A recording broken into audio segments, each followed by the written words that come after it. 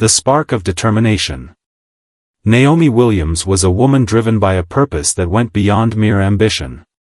From a young age, she had known that life would not be handed to her on a silver platter.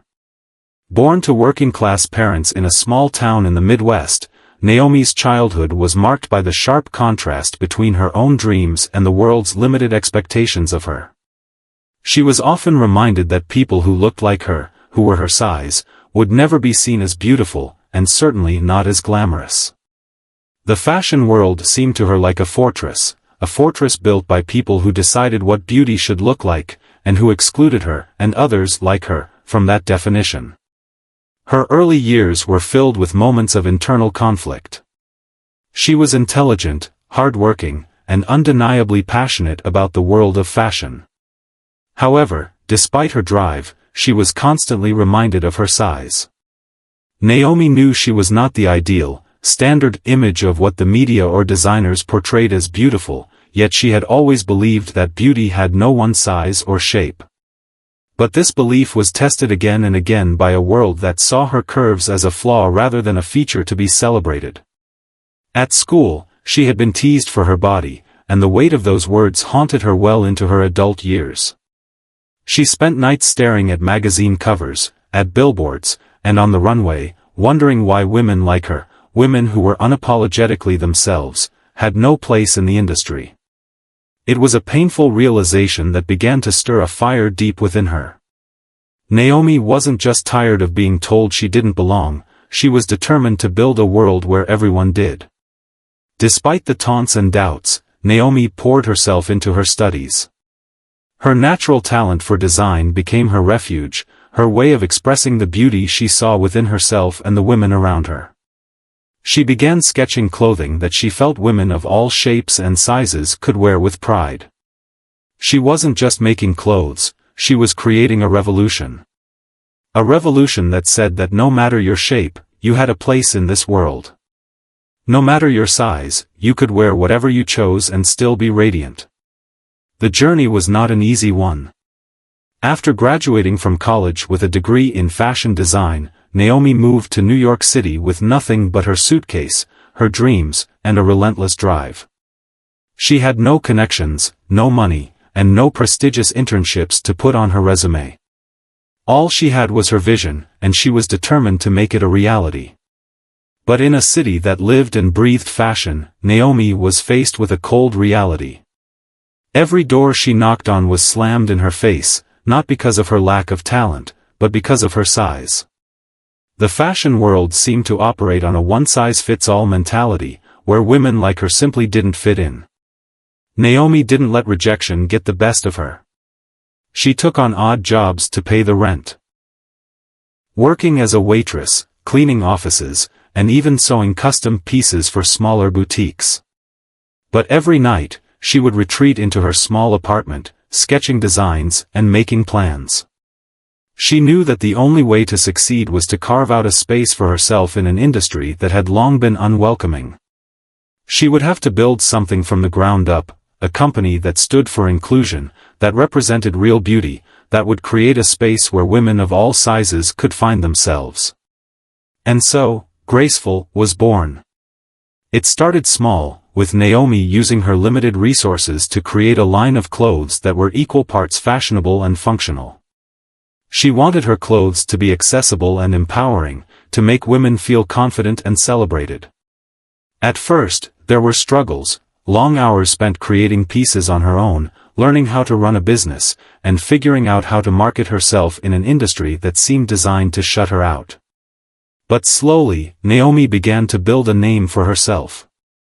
Her work caught the attention of a few influencers who believed in her vision, and soon, Graceful was being worn by women who were tired of the cookie-cutter beauty standards set by other brands.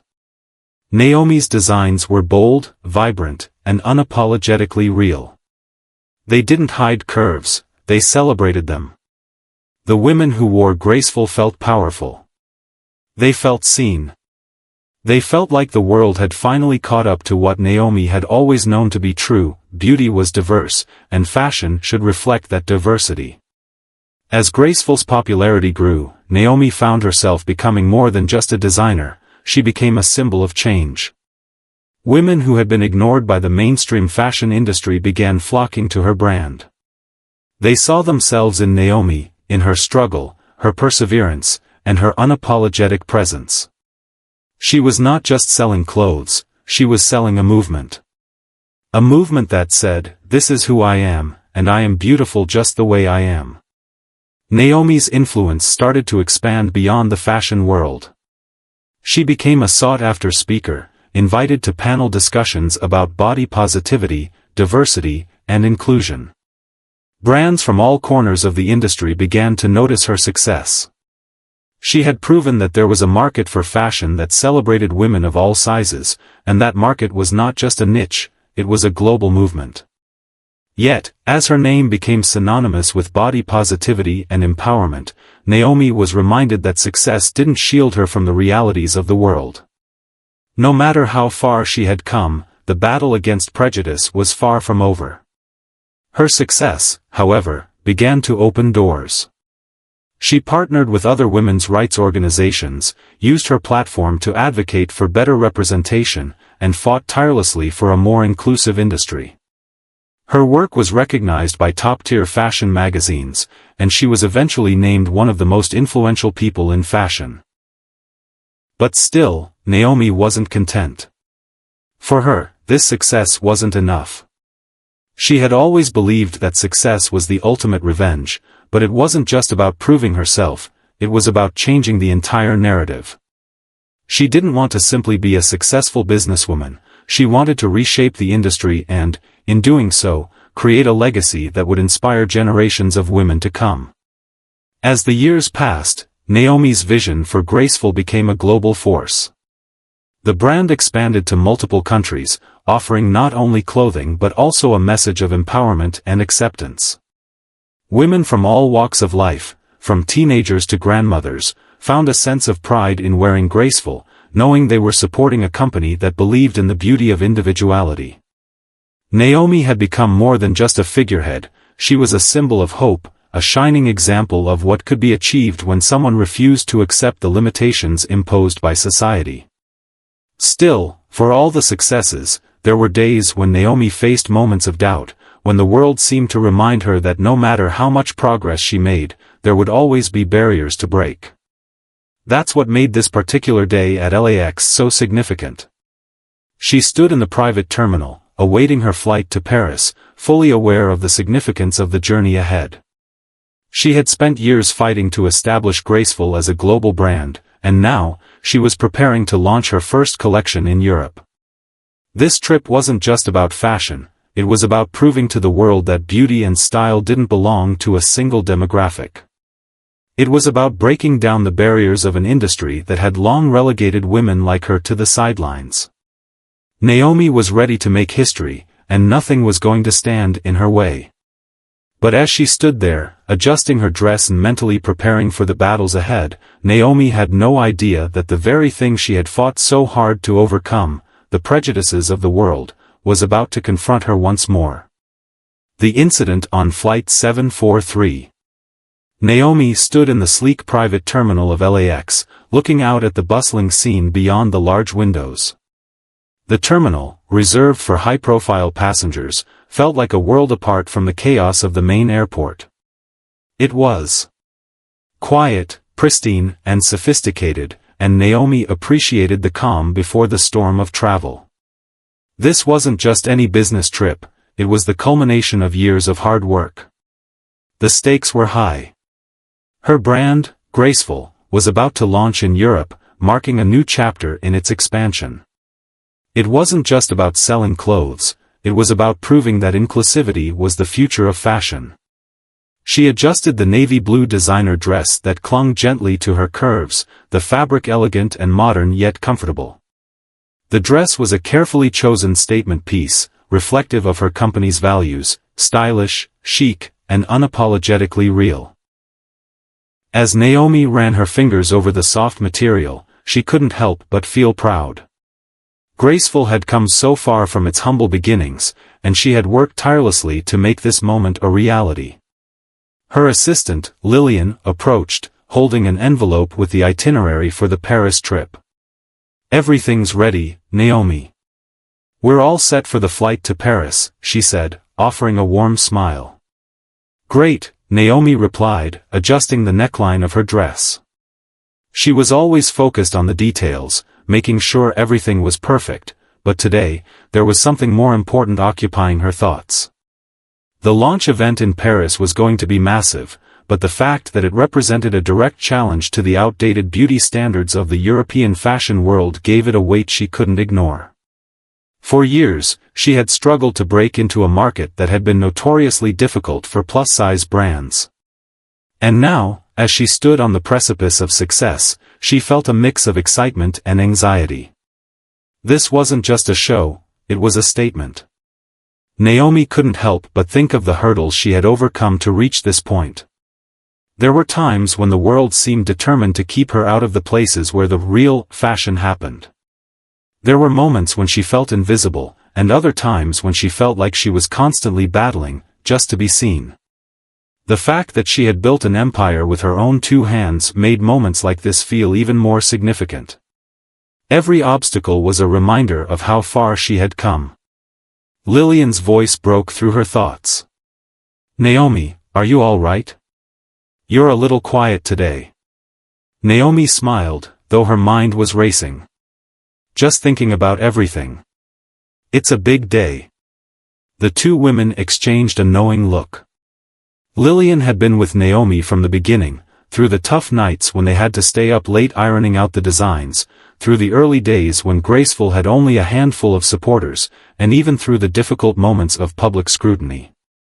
Naomi trusted Lillian implicitly, and their bond had grown beyond that of employer and assistant. They were partners in this journey. Everything will go smoothly, Lillian said, as though sensing Naomi's unease. You've got this. As Naomi prepared to board, she was briefly pulled into a quiet moment of reflection. This was the point in her career where she could look back with pride. The woman who had once been an outcast in the world of high fashion was now a force to be reckoned with. She had done it on her own terms. But that quiet moment would soon give way to a harsh reminder that the world hadn't fully adjusted to the changes Naomi and her company had been championing. The flight from Los Angeles to Paris was a routine international journey.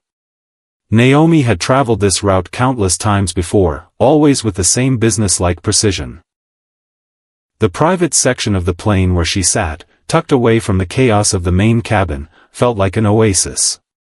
It was meant for high-profile passengers, offering privacy, luxury, and the kind of treatment that Naomi had earned over the years.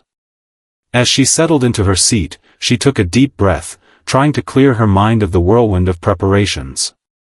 It wasn't long before Naomi noticed something unsettling. There was an air of discomfort among the crew, something she couldn't quite put her finger on. At first, she dismissed it, figuring that perhaps it was just the usual bustle that came with a busy flight. But as she observed the flight attendants, she realized that one young woman seemed particularly flustered. The attendant moved nervously around the cabin, checking her watch and muttering to herself, as if she had been given an unexpected task. A few minutes later, the young flight attendant approached Naomi's seat with a clipboard in hand. She looked down at the document and then back at Naomi, her eyes scanning the boarding pass. "Excuse me, miss," the flight attendant said hesitantly. "I'm afraid there's been a mistake. There seems to be an issue with your seat." Naomi raised an eyebrow, her patience thinning. "What kind of issue?" The attendant looked uncomfortable but continued. "I'm sorry to say this, but we don't have enough room for you in your current seat. It's simply too small." Naomi felt the words hit her like a cold splash of water. Her mind immediately went into overdrive. Too small. It was the familiar refrain that had haunted her for years. She had faced it in stores, in restaurants, in taxis, and in the world of fashion. The world had often treated her size as a problem, an inconvenience. "Excuse me?" Naomi's voice was firm but controlled. "I'm in a first-class seat. It's been prearranged." The flight attendant shifted uncomfortably, her eyes darting to the floor. "I understand, miss, but the seat simply isn't big enough to accommodate you. I'll need to ask you to move." Naomi sat back, her shock giving way to frustration. "Are you saying my size is a problem?" The attendant paused, visibly uncomfortable. I'm not sure what else to say, miss. The plane is fully booked, and there's no other option." Naomi could feel the anger rising within her, but she forced herself to remain composed. This wasn't the first time she had encountered this kind of treatment, but it was the first time it had been so blatantly stated. The realization that this was happening again, on a plane of all places, sent a sharp pang through her chest. "I've been flying for years, and I've never had an issue like this before," Naomi said coolly. "I am not going to stand for being treated like this, not today, not ever." The flight attendant, now visibly flustered, turned to a colleague for help. Naomi caught sight of the conversation happening a few rows away as the two attendants exchanged murmurs. She could hear snippets of their discussion, something about policy, something about weight restrictions, and then something that stopped Naomi cold. "She's too big for the seat," one of the attendants whispered. "I don't think we can let her stay in first class. Maybe we can put her somewhere else, somewhere less prominent." The word stung. They weren't just an attack on her size, they were an attack on everything she had worked so hard to build. This wasn't just about a seat on a plane, it was about every time she had been told that she didn't belong.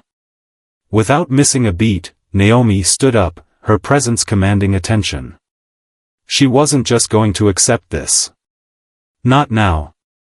Not when so much was at stake. "I'm not going anywhere," Naomi said, her voice cutting through the air.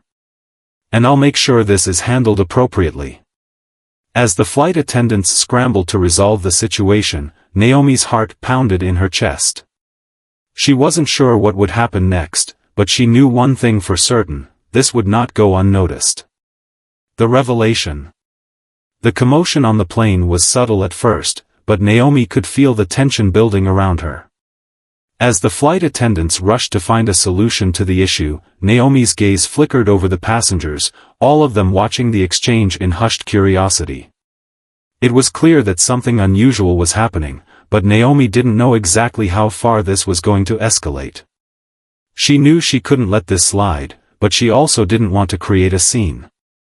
The attendant, still visibly flustered, returned a few minutes later, now with her supervisor in tow, a tall, well-groomed man in his late 40s who walked with an air of authority. He had the look of someone used to solving problems, yet Naomi immediately noticed the nervousness in his eyes. "Miss Williams, I'm so sorry for this inconvenience," the supervisor began, addressing her as though the issue was simply a misunderstanding. "We've just run into a small complication with the seating arrangements, and it seems we've made an error in how your reservation was processed." Naomi tilted her head, the patience in her voice not betraying the storm inside her. "An error? How is it possible that an error of this magnitude could occur in first class? I was assured that my seat was booked, and I was informed it would be spacious enough." The supervisor swallowed, his gaze darting between Naomi and the flight attendants who were standing at a distance, waiting for his next move. "It's just that we don't have an available seat that can comfortably fit you. It's an issue with the configuration of the seating. I'm afraid we might need to make alternative arrangements." Naomi's heart tightened. She could feel the weight of his words pressing down on her, reminding her of the harsh truth she had spent years fighting against.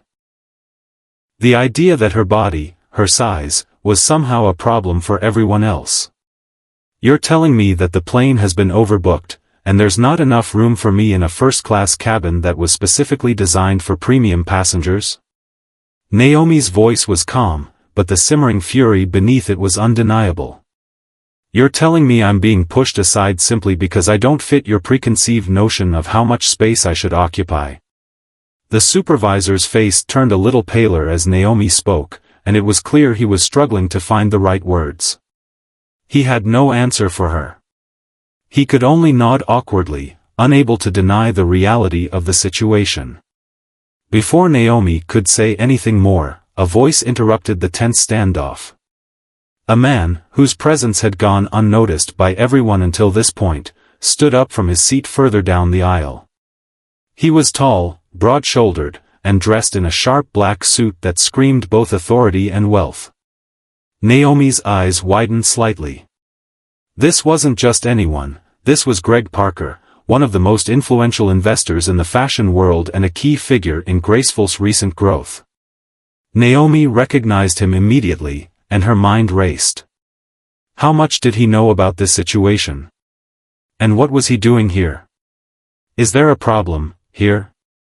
Greg's voice carried effortlessly through the cabin, a mixture of command and concern. The flight attendants stiffened, their eyes widening as they realized who was speaking. The supervisor's posture shifted instantly. "Mr. Parker, I didn't realize," he stammered, clearly taken aback by the unexpected presence of the powerful investor. "Apparently, there seems to be some issue with Miss Williams' seat," the supervisor added, his voice faltering. "We've run into a bit of a complication, but we're resolving it now." Greg's gaze shifted to Naomi. The moment their eyes met, Naomi felt a wave of both relief and frustration wash over her. Relief that someone of Greg's stature was here to potentially resolve the issue, but frustration that she had to endure yet another instance of being treated unfairly because of her size. "Miss Williams," Greg said, his tone unwavering, "it's good to see you. I didn't realize you were on this flight." Naomi forced a smile, nodding in acknowledgement. "Yes, I'm on my way to Paris for the Graceful launch. But apparently, it's become a bit more complicated than expected." Greg's eyes narrowed, and the tone of his voice shifted slightly. "What's going on here?" he asked, his gaze turning back to the supervisor. "Why has Miss Williams been asked to move?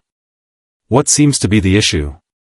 The supervisor began to stammer, unsure of how to proceed. It was clear he hadn't anticipated this level of scrutiny from someone of Greg's standing. It's a seating issue, sir. A matter of space. The plane is fully booked, and we don't have the accommodations needed for Miss Williams. We're trying to figure out another way to seat her." Greg's expression darkened. Naomi could see the irritation building in him. This wasn't just an inconvenience for her, it was an embarrassment, a situation that, if handled poorly, could ripple through the entire industry. "Are you telling me," Greg began, his voice sharp now, "that Miss Williams, one of the most significant figures in the fashion industry, is being told there's no room for her? That her seat in first class is somehow too small?" The supervisor looked as though he might collapse under the weight of Greg's stare. "Well, yes, sir," he said, his voice trembling. "It's just that, her size, we simply don't have a seat large enough for her." Naomi's heart clenched. It wasn't just the words that stung, it was the attitude behind them. The implication that she was somehow less deserving of respect because of her size was a bitter pill to swallow, but she refused to let it define her. Greg's face flushed with anger. "This is unacceptable," he said, his voice rising slightly. "This woman is not only a paying customer but also a global icon. She deserves the highest level of respect and accommodation. I expect you to fix this immediately." The supervisor's face turned pale, and he nodded vigorously. "Of course, sir. We'll take care of it. I'll arrange a new seat for Miss Williams right away." Naomi stood silently, watching the exchange. The fact that Greg had stepped in and so firmly demanded a resolution was both a relief and a frustration. She didn't want to rely on anyone else, not even someone as powerful as Greg, to fix what should have been a straightforward issue.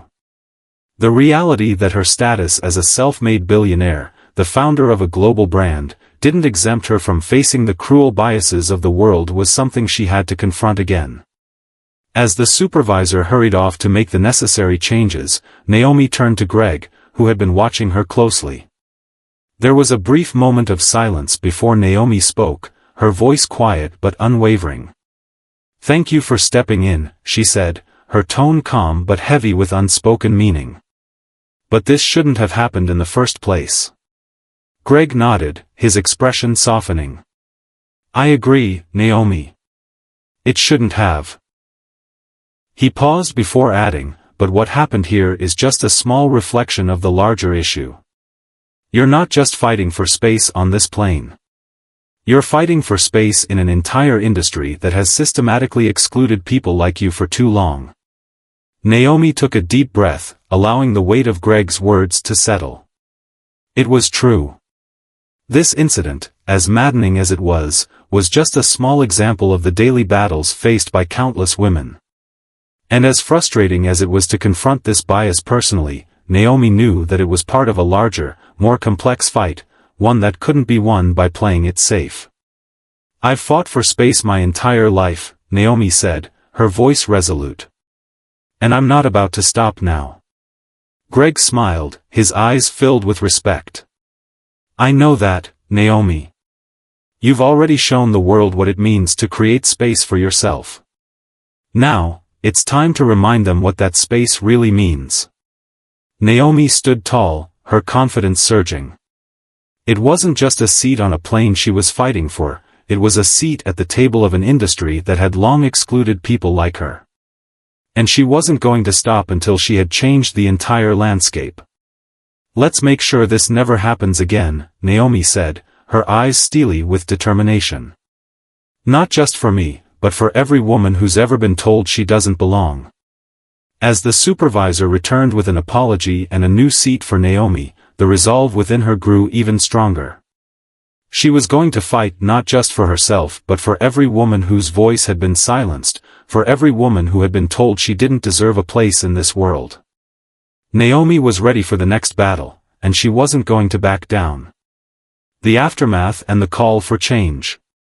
As the plane finally settled into its flight path, Naomi couldn't shake the lingering discomfort that had clung to her since the confrontation. Despite the supervisor's assurances that everything was handled and the awkward apology offered by the staff, the incident had left her with a profound sense of unease.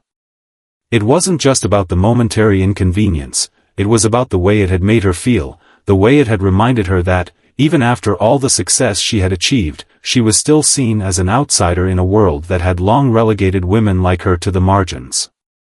The new seat they had arranged for her was in a far less prominent position, still first class, but tucked away in the corner, away from the other passengers.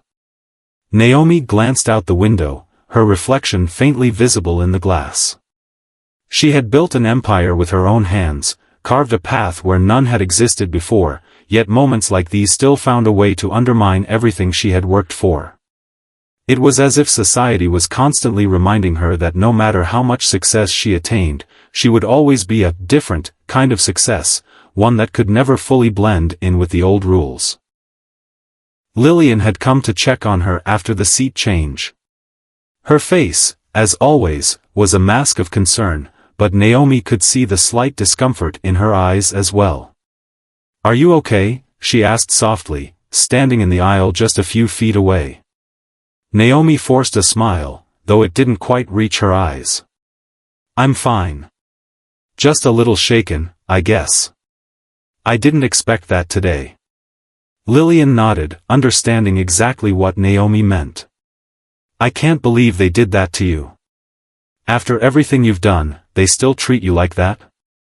It's appalling. Naomi sighed and looked down at her hands, which were folded neatly in her lap. It's not about me, Lillian. It's about every woman who's ever had to deal with this. I'm just one of many. But I have the platform to say something about it. That's why it matters. Lillian's expression softened, and she reached out to gently touch Naomi's shoulder. You've always been a voice for the voiceless, Naomi. You're showing the world that it's time to change.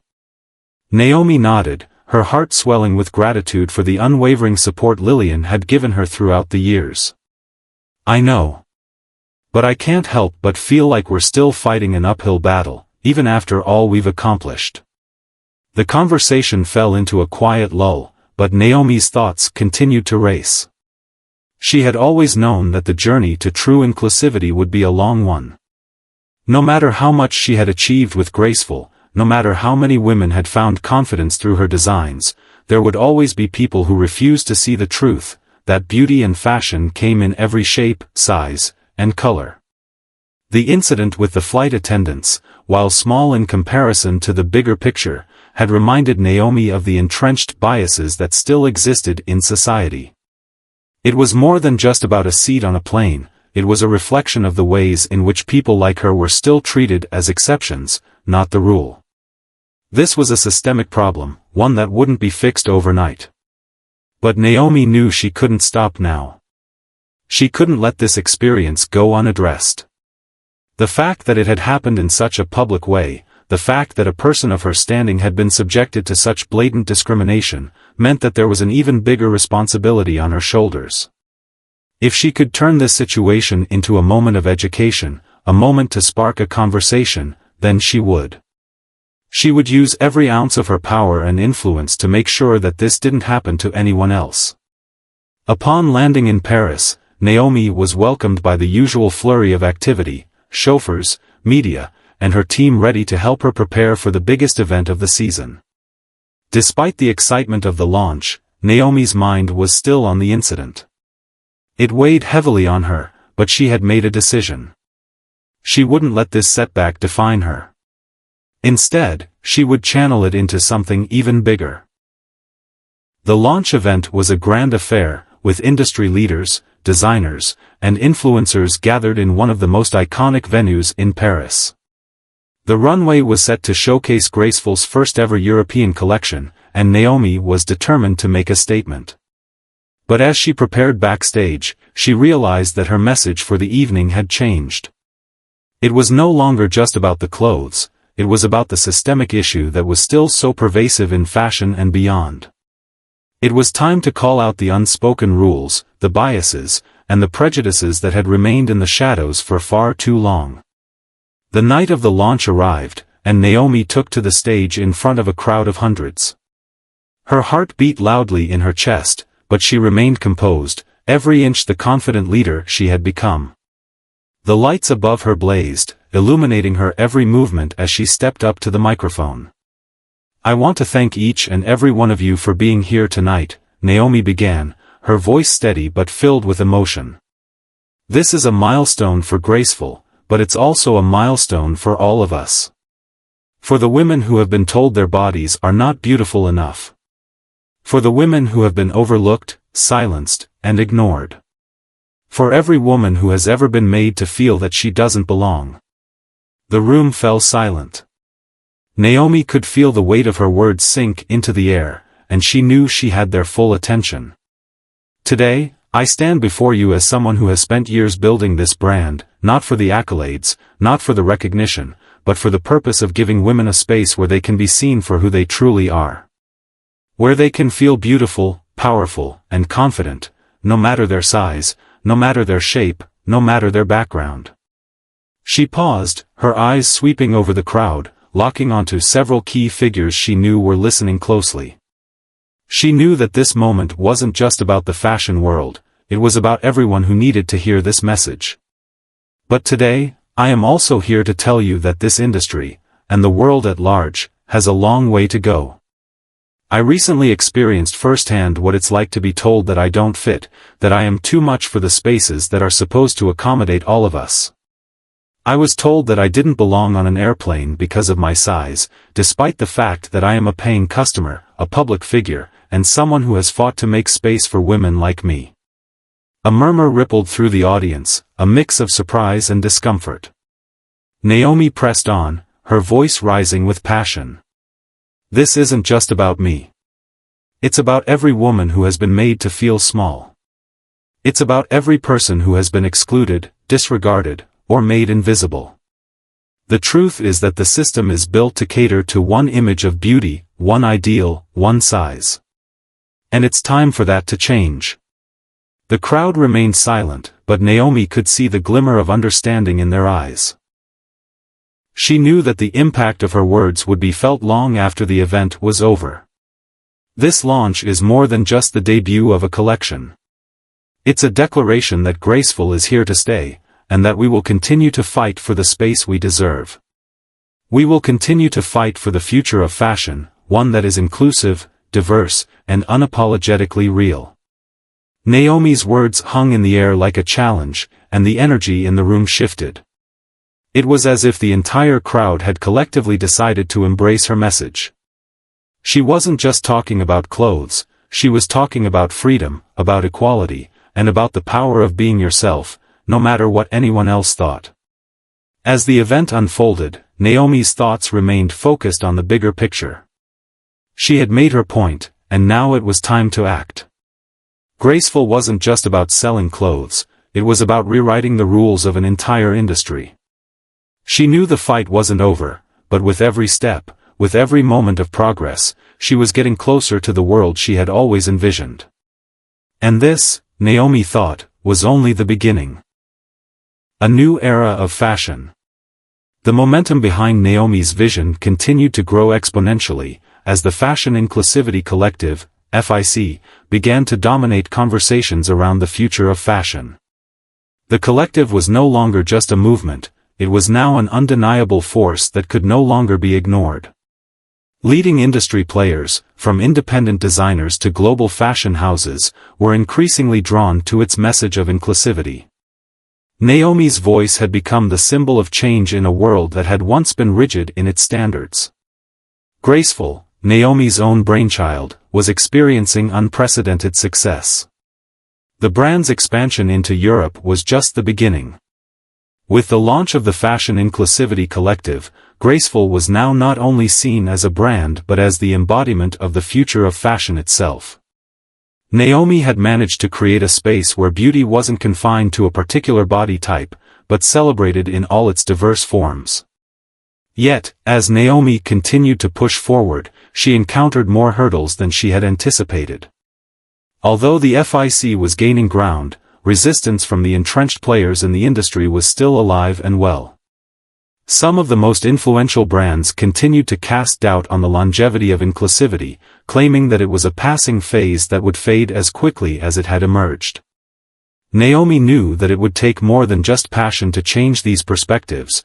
It would require consistent action, bold moves, and, most importantly, the ability to challenge the very norms that had held fashion back for so long. Naomi wasn't discouraged. She'd spent years fighting for her place in a world that had rejected her from the start. The doubters had been proven wrong once before, and she was determined to do it again. She would not allow the forces of tradition to hold back the tidal wave of progress she had created. In the heart of New York, a few months after the FIC's official formation, Naomi was invited to speak at a major fashion summit that brought together leaders from every corner of the industry. The summit was an annual event known for its high-profile panelists, from veteran designers to wealthy investors, all of whom had a say in shaping the future of fashion. It was here, at this pivotal moment, that Naomi knew she had an opportunity to put her vision to the ultimate test. As she took the stage, Naomi felt a rush of emotions. This was the kind of event that could make or break a brand, and today, her words would carry more weight than ever before. She stood before the audience, her heart racing, but her mind focused. The FIC, Graceful, and the work she had put in had all led to this one defining moment. The room went silent as Naomi began to speak. I've spent my entire life in a world that has made me feel like an outsider. In an industry that was built to exclude, I learned how to break through. And now, with all the work we've done, I stand here today to say that we're not just here to take up space in fashion. We're here to transform it. She paused, allowing her words to sink in. She could see some of the audience members shifting in their seats, uncomfortable, maybe even challenged by her assertiveness. But she wasn't backing down.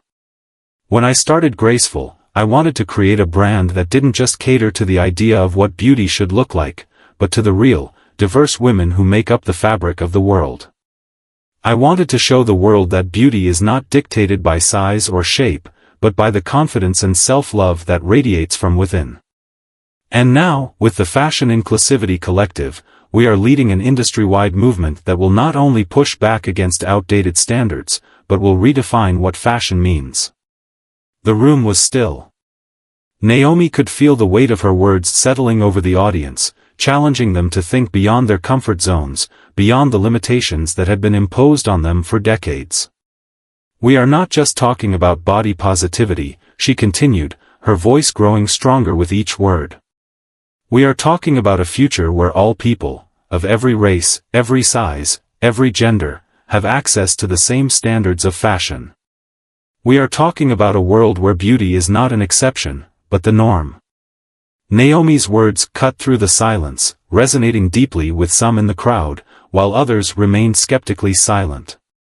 It was clear that Naomi had struck a nerve. But what was even more clear was that she wasn't going to stop. This was not just a call for change, it was a declaration of war on the outdated ideals that had long governed the fashion world. "I'm not here to ask for permission," Naomi concluded, her eyes sweeping across the room. "We don't need anyone's approval. What we need is action. We need accountability, we need collaboration, and we need to make inclusivity the gold standard in every fashion brand, in every runway, and in every store. This is our future. And we're going to fight for it, every step of the way." There was a long moment of silence, but this time, the crowd was no longer static. A wave of applause started from the front row, growing louder and louder as others joined in. Naomi smiled, her heart swelling with the knowledge that this moment was a turning point. The audience's response wasn't just about her speech, it was about the powerful, collective recognition of what needed to be done. It was the acknowledgement that the fashion world had changed, and Naomi Williams was leading the charge. As the summit ended, Naomi found herself surrounded by people eager to speak with her, investors, designers, even other fashion CEOs who had once been hesitant about the FIC's message. The summit had been a resounding success, and Naomi could feel the shift in the air. The resistance was beginning to crack. But Naomi knew that this was only the beginning. The real work was just beginning to unfold. Graceful's influence was undeniable, and the Fashion Inclusivity Collective was growing stronger every day, but Naomi understood the complexities of systemic change. Fashion wasn't going to transform overnight. But with each new partnership, each new campaign, and each new ally she gained, Naomi could feel the foundation of a new industry being laid. In the months that followed, Naomi worked tirelessly to expand the reach of the collective. Partnerships were formed with high-end luxury brands, independent boutiques, and even retail giants who had once been reluctant to embrace size diversity. The FIC wasn't just a movement anymore, it was a business force that had the backing of some of the biggest names in the fashion world. And with this newfound support, Naomi was able to push for real changes within the industry, from advocating for more diverse runway shows to ensuring that sizes above 14 were regularly stocked in stores. The ripple effects of the Fashion Inclusivity Collective began to extend beyond the borders of the fashion world, influencing industries such as beauty, media, and advertising. Naomi's tireless work sparked larger conversations about the true meaning of diversity, representation, and equality. The initiative became a cultural phenomenon, one that transcended fashion and touched the hearts of millions. As Naomi stood at the helm of the most significant shift in fashion history, she couldn't help but think back to that day on the plane, when she had been told there wasn't enough room for her. The memory was no longer painful, but instead, it fueled her fire. That moment had been the catalyst for something much larger than herself. And now, Naomi Williams had proven that there was more than enough room for everyone. Graceful had become a beacon for women who had been told they didn't belong. The Fashion Inclusivity Collective had become a movement that demanded change, a force that could no longer be ignored. Naomi was no longer fighting for a seat at the table, she had created a new table, one where everyone was welcome. And as she looked out at the fashion world, now filled with more diversity and inclusion than ever before, Naomi knew one thing for sure, this was just the beginning. The future of fashion was here, and it was inclusive, it was diverse, and it was unapologetically real. Naomi had made sure of that.